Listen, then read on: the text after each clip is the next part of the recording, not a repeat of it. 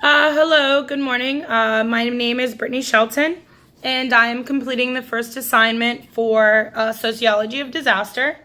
You have to bear with me. I am actually taping on my phone. I'm a little technology inclined, and I couldn't get what I wrote to actually fit into the space for what we're allotted to on D2L. So I'll just skip to it and start out with what terms were the most important concepts of this lesson. So basically, after reading the article, I felt like a good place to start explaining the terms I felt held the most weight throughout the reading was the term natural disaster, which according to the reading is explained as an outside attack upon social systems that broke down in the face of such an assault from the outside. I look at this in two ways. One, a sociological view, and two, a scientific view. The scientific view, which brings me to things that just go on in a natural environment, aspects of the genetic makeup of Mother Nature herself, and how her logistics unfold when crossing two or more of her natural abilities. So I pulled this quote from Newton, which was action causes a reaction. As you know, we all learned somewhere along the line. The sociological view is, in my opinion, would be what humans create or place themselves within that fall in the forefront of these natural occurrences. We often forget that this is nothing new and lack in recognizing the lack of power that we actually possess during these incidences, which cripples us as a human species and puts us in social restraints during these occurrences. Not to mention, we almost ignore the fact of human intrusion, which causes us to fall victim to the natural disaster at hand, such as pollution or placement of our civilizations, food supplies, property, etc. Which brings me to a term I would like to add myself to better explain my point of view. Cornucopian view. A cornucopian view is a futurist who believes that continued process and provision of material items for mankind can be met by similarly continued advances in technology. Fundamentally, they believe that there is enough matter and energy on the earth to provide for the population of the world. Looking further into the future, they posit that the abundance of matter and energy in space would appear to give humanity unlimited room for growth.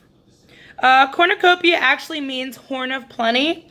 It's actually from Greek mythology, which they actually think that magically will supply its owners with endless food and drink and shelter at no cost, which oftentimes ill prepares humans for disaster.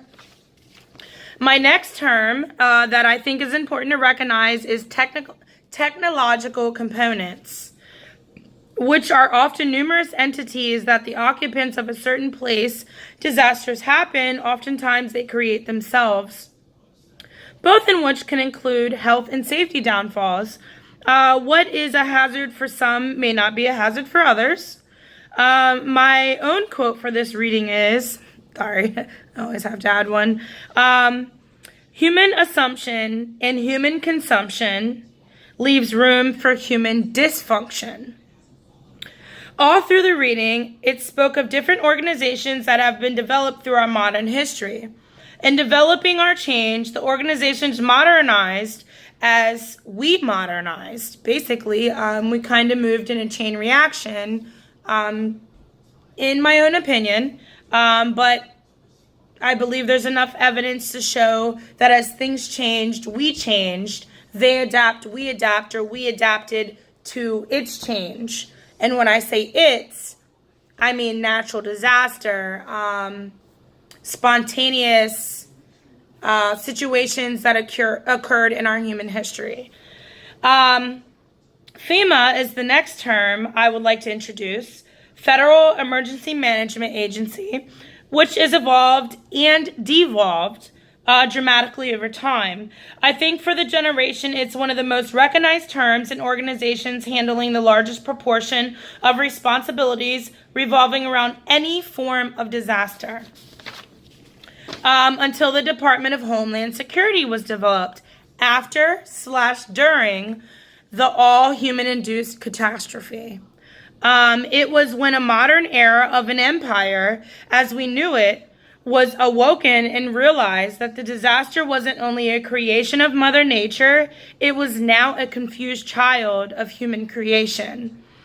So we yet again rearranged the order in how we handle things, which ultimately rearranged our go-to plan and preparedness for disaster, almost adding a new word to the dictionary, in a sense, or a new sociological aspect. However, mitigation, I feel, is one of the most important things. Talking, communication, and awareness, in my opinion, is our strongest defense, even though it is set up to believe that preparedness is. It is, to me, knowing is doing. Mitigation can come in many forms. But basically, I would revolve around it's just actually knowing. The question I would ask the muddiest points that I have are, when the line in the reading says, in many aspects, on page 8, in many respects, the old adage to disasters are local problems seems as true as they are what was 30 years ago. I disagree, not necessarily. I believe that it affects all communities, but whether we realize or not, socially, financially, friends, media, it affects us economically through product, transportation, and money being spent, as well as financially paying taxes or FEMA aid or anything lack of. And as well as what I asked the class would pertain to, do you think people's political views hurt or help processes and decisions that pertain to the structure of emergency preparedness at any level? I honestly think that a lot of things that we pertain to these days, we actually don't realize that our own common views have an effect on that, and how we actually prepare for things or make legitimate decisions. How would you feel, or what do you